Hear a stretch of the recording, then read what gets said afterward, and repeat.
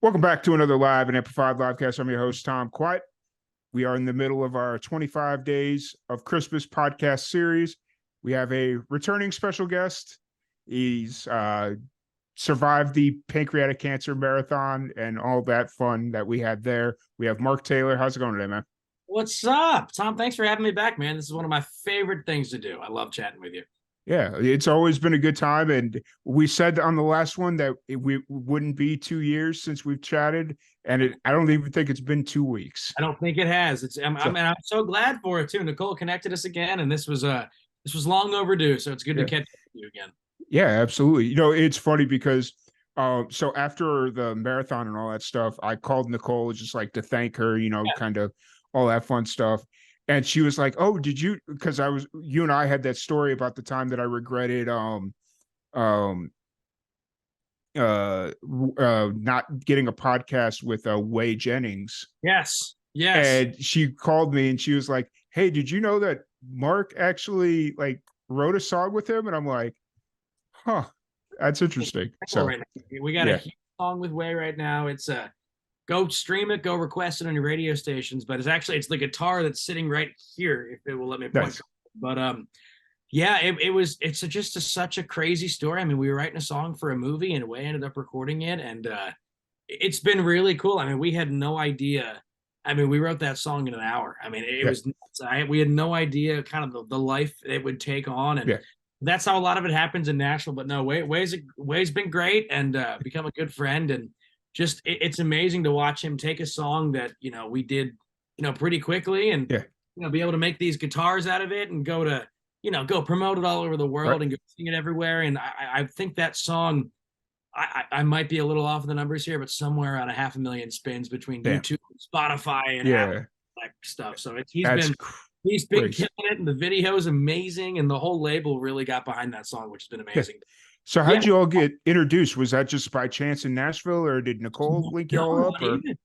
It's funny because a good buddy of mine, David Wade, works with Wade pretty closely. Okay. And David and this guy, Shane Grove, and we have a little writing group. We get together every once in a while and write. I wrote this song, and we all got introduced that way, and it really had a life on from there. But that's Nashville, though. Everyone knows somebody and connects you with somebody. And I mean, the song just found its way, and it's doing some really cool stuff right now. So we've been having a good time with that one. Awesome. Speaking of a song that's finding its way, we're going to transition right into it. You just did a cover of Please Come Home for Christmas, man. Yes. Really love your version of this. What kind of inspired this for you? Yeah, I mean, I grew up listening to all the old Eagles records, and this has always been my favorite holiday song going all the way back. And, my grandfather owned a little jukebox company when I was a kid, and he had all the old 45s in the basement, and I'd go down there and I'd always press the Eagles buttons, whatever they were in the jukebox. And we had it rigged so you didn't have to keep putting a quarter in or nothing. But I just fell in love with Don Henley's voice and Glenn Frey's voice and really got to know the band. I've probably seen them at least a dozen times now, something like that. Yes. And it's always been a song I've wanted to do. And it just kind of happened where, we had an ability to go in with some really great players and add on a session. And I was like, do a Christmas song. And we all dressed up. I don't know if you've seen the videos. We all dressed up in these ridiculous costumes. We cut it on Halloween, which is really cool. So we ended up all getting dressed up for Halloween and recording a Christmas song that day. And it became this really cool thing. And it's been killing. All the streaming has been great. And people are really starting to love it. So it's been amazing, and a song I've wanted to do for a very long time. So it's been really cool. That's sick. So you cut it on Halloween, and you got it turned not relatively quickly. You got it turned quickly. Very. I mean, because that came out Black Friday, so right after Thanksgiving. And typically, I mean, it took some sweet talking from the production team, and my producer Leland Grant's unbelievable with that stuff, and it didn't take him much convincing. It was the whole distribution side of it, which takes a while. That we were kind of checking the clock every once in a while. Okay, we're going to be really close. It's going to be really close. We kept repeating that over and over and over, and it made it without any hitches, thank God. So it was really good. But it's funny. I mean, because typically you record a song. I mean, we have a single that it's a surprise. We can't talk about it yet, but we're shooting for February. Another single coming out, and we cut that in July. So that's how much lead up time we've had. We cut this October 31st, and out, November 24th. So we had a very tight turnaround time for that. And I guess that's just like you keep bringing up the magic of Nashville.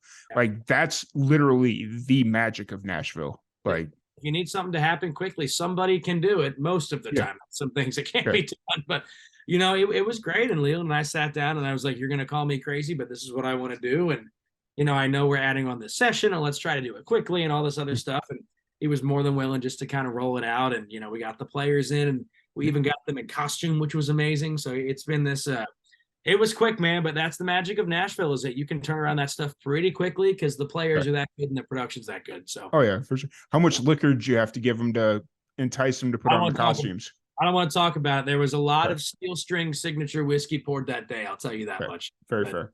yeah. Nice little plug there. I caught that I one. appreciate Yeah. that. There we go. See, there we go. So please come home for Christmas. It's out now. People check it out on Spotify. The music video, it's out on YouTube and all that stuff. Yeah. So we have a couple little things coming. Go check Okay. out everywhere because there's a bunch of little snippets of little parts and then a big reveal at the end. So Okay. yeah, go check out Gotcha. everything. All the videos are everywhere. Awesome.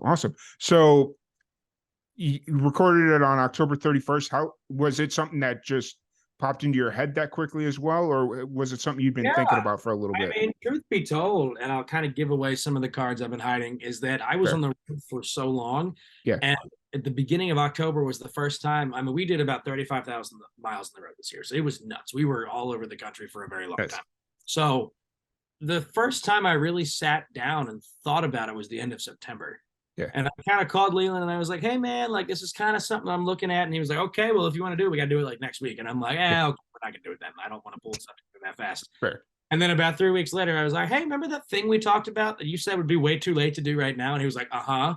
And I was like, yeah, let's do it. And he goes, what are you doing in like 3 days? And we called the players in and we got that fast. Right. But yeah, I mean, it was just with the craziness of this year. And the crazy schedule we've had, how it is. But I didn't really have time to think about it, which is kind of crazy. This is still, I have a great team around me, but it's still a process that we need to go through a lot of stuff. And we didn't start early enough this year, but ended up all working out. It was funny because John Party put out his Christmas record the 27th of October, and we recorded the 31st of October. So it was tale of two songs with that one. But and it just all came together so fast, and I had good faith that we could all get it done. But I like to make the guys sweat a little bit, Tom. They work hard enough. I like to make them sweat a little bit. So they all hated me, but it was a great song. You know what though? It's like in the moment they hated you, but it's like afterwards, it's like, okay, yeah, we did that. Now we know like to the extreme how quickly we can do it if we absolutely need to. Exactly right. And then when somebody comes in and it's like, oh yeah, we'll do it for $1,000 or 2,000, like just throw out some astronomical number and So all you did was help. You brought up your whiskey, and we talked about it a little bit on the pancreatic cancer fundraiser, but we didn't. I don't think we dove too much into that. Sure. What's kind of the story behind that? How long has that kind of been in the works? It's funny because it was about, maybe a year or so ago. They approached me about this, and they were like, "We have some bourbon sitting here. Do you want to do something with it?" And I said, "I'll drink it." And they were like, "No, like let's actually create something together." So we started off, and it's a little bit of honey infused bourbon, which is cool. So you got some honey flavors in the back end, so it doesn't burn all the way down. It stops about here, which is good. But yeah, man, it's been crazy. It's called Steel String Signature. Go check it out, guys. It's you can find it everywhere. Just Google that. We're selling it all over the country now. But there's I think a few states you can't get it in just yet, but that's going to change very soon. But a lot of favorite liquor stores will have it as well, hopefully very soon. But yeah, we it's been unbelievable just to be totally frank with you. It's been super fun, and these great who've become really great friends of mine now. All the distillery folks out there and some investors approached me, oddly enough, in a Nashville show called Whiskey Jam, and they said, "Hey, we see you're out on the road with all these big artists, and you're doing all this stuff. Do you want a whiskey to go along with it?" And I said, "Sure," And I was like, "Okay, yeah, call me tomorrow. Let's figure that out then." Like I just got off stage, and lo and behold, they called me and they said, "We're not messing around. Like is this something you want to do?" And I said, "Absolutely, it is." So, we moved pretty quickly, and we released it, and it's been really cool. And you can find it at a ton of bars right now. So nice, that's awesome. Because Kentucky, Tennessee, that is the area, especially if you find a nice micro distillery, or you got the what is it, the whiskey trails up in like Kentucky, Tennessee. I've been up and down that road several different times, and fun. Yeah. It's a good time. It's been really cool to watch it, and it's been cool because we have a lot of the venues are carrying it now. So when you come to see me, you can also have a drink. It's got my name on the front of it. So it's Nice. a cool little partnership we've been running, and there's a whole lot more that's going to come out about that very soon. But go check it out, everybody. It's been really cool. It's a good whiskey. If my roommate could hear me in the other room right now, he would attest that it's a pretty good whiskey. So go try it. Yeah, fair enough. I've not turned down. I've not ever tasted a bad whiskey. It's whiskey's good going up or going down, coming up, however you want to. Yeah. Hopefully it doesn't come up. Hopefully it all stays down. That's what you need. Fair, fair, very fair. So that you mentioned several different times. This year has been absolutely bananas. You said 35,000 miles on the road. You releasing music like crazy, the way only Mark Taylor can. It's kind of doing your thing. How's it feel to kind of just be coming up on the end of the year and looking towards 2024? What's kind of running through your mind right now? I mean, the big word we talk about a lot with the guys in the road is grateful. Mm-hmm. If you had told me when I moved to town that this would be all happening right now, I would have told you you're nuts. I mean, we went from, rehearsing and playing little shows in Nashville to opening for Russell Dickerson in front of 6,000 people, and it was crazy. I mean, it happened so fast that we didn't really have time to think about what was going on. But the end of the year, tours start to die down a little bit, and we're going out. We have a couple little shows. We're doing Bluebird and Listening Room and a couple things like that coming up, mostly in town stuff. But you sit back and you look on the year, and first of all, it all blurs together, which is crazy. But then you just sit back, and I'm so grateful. I mean, it's been such an incredible year. We've met thousands of people all over the country. I mean, we hit like 27 states this year. So, I mean, we were just circling and circling and circling and circling. It was crazy.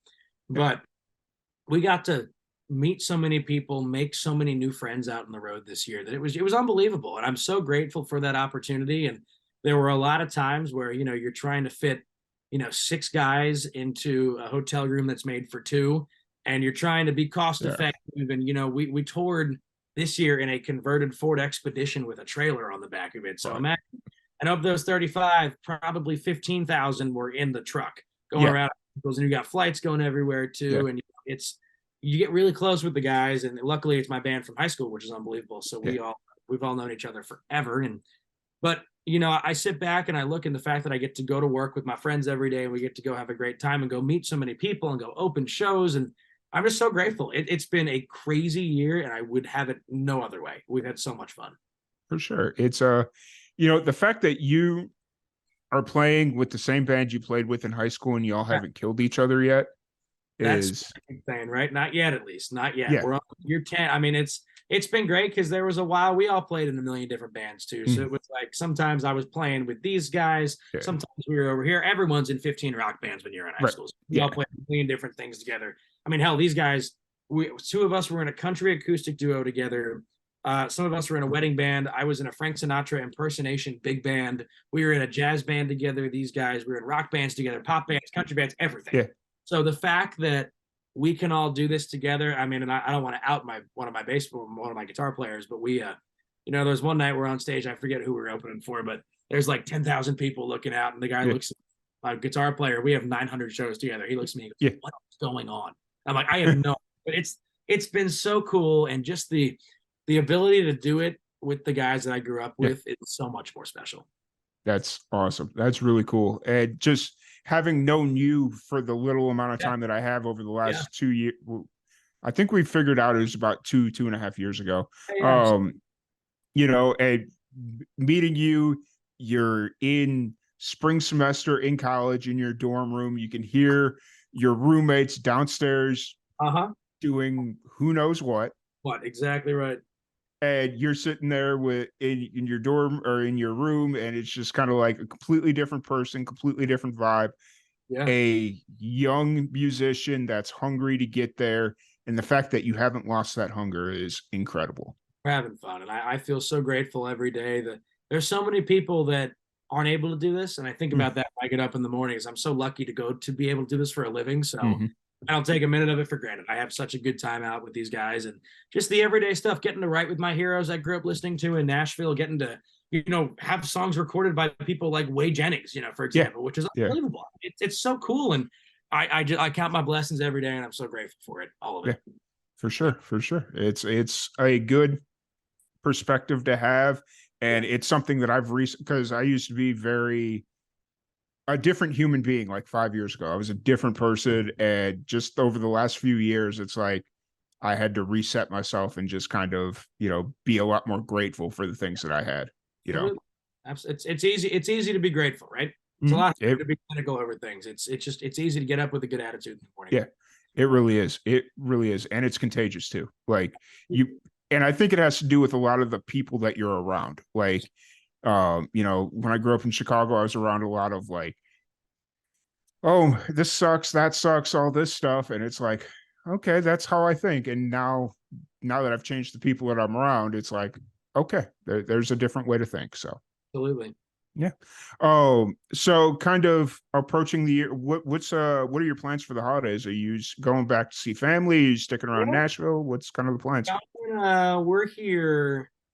Got to think. I'm here till about the 19th. We're doing a couple writer shows. I take some writers on the road and we go do a couple things, but we'll be out a couple days until the holiday kicks in, and then about the 20th we shut down for a little while and go back home to see some family and go hang with all the cousins and all that kind of stuff for a couple days, and then the 28th of December, I'm playing the Bluebird Cafe with Bryce Long and Jay Knowles, which is going to be fun. And the 30th, I'm playing the Listening Room in Nashville, which is going to be great with Mark Irwin and Jeff Middleton. So all big hit writers and some of my best friends in town. And it's going to be fun. So that'll be a really nice way to round out the year. And then we go back out on the road. I think it's January 10th. So I get like 10 days in Nashville, and we just booked 1 million flights today. We are just boom, boom, boom, boom, boom, boom. But it's insane. So it's going to be a crazy, crazy, crazy winter. Winter is usually the time I can go write songs and not think about touring. And then I look at the calendar today. I think we're booked every other weekend until May. So, it's like, it's exciting. And then you go and get the bill and it's like, oh crap, how I got to pay for this now. How do I do this? And hopefully we're making money. We'll see. I haven't talked to my accountant yet. Hopefully there's some money coming with these shows they're putting on my calendar. But it's so much fun. And again, it's like, I can pay my bills playing music, and that's the best thing, best feeling in the world, rather. So I'm so grateful for it. And come see us on the road. We're going to upload a lot of these dates very soon to the calendar for 2024, and it's going to be a heck of a ride. So come out and join us. So the real question is, are you coming to Texas? There was actually that meeting today. Yes, at some point. I cannot tell you when just yet. Okay, fair. We can talk off camera, but there's gotcha. We're working on it. So that's all I needed to know was we'll be in Texas, and I forget what part we were taught. Texas is a big place, man. So So I moved to Nashville, where everything's in 15 minutes of each other. Texas, there you got to fly some places to get across the way. But that's kind of why I like where I'm at, because it's like it's 2 hours to Dallas, depending on where in Dallas. It's 2 hours to Austin, 3 hours to San Antonio, 3 hours to Houston, and you're pretty good. You got the heart of Texas kind of covered. Now, if you want to go out to like El Paso or some places I don't know who's really going to El Paso, but we'll see. Texas has been a good market for us in the whole streaming game, and we got some good irons in the fire in Texas. We're just waiting on a couple contracts to come back, I will say. But we have definitely, it's a place, especially after hearing this Cody Johnson record. Oh my God, all the Texas. I mean, the Texas country is where it's at, man. So I mean, Randall King and Cody Johnson. If I could sound like two artists when I'm 30, it's unbelievable. So. Hopefully we'll get down there this year, but you and I will talk off camera. There's some cool stuff I'll fill you in on. Awesome. And then just to kind of wrap this up, I've asked everybody this exact question. Oh God, here we go. What is the must-see Christmas movie every year? Oh, come on with it. It's Elf, and there's not another answer. It's got to be Elf, man. I mean, come on. Will Ferrell in that movie? I mean, that's just... There's a lot of great movies out there. There's a very underrated movie called The Ref that I love watching this time of year, but my mom and I every year we have a little gas fireplace in my mom's house back in Baltimore. We'll sit down and everyone sits down on the couch. We all grab blankets. Everyone's got their pajamas on. We make some popcorn. Everyone in the family takes 2 hours and we watch Elf every year. And it's such a special movie to me. So, I mean, it's got to be Elf. It's got to be Elf. Elf is a very solid choice.